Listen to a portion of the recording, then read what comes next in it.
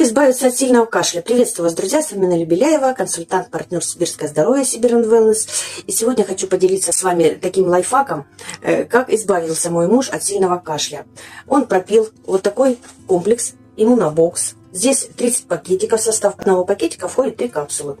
И хочу сказать, что в одной из капсул в состав входит арабиногалактан, цинк и эхиноцея. А арабиногалактан – это полисахарид, который входит в состав коры лиственницы сибирской.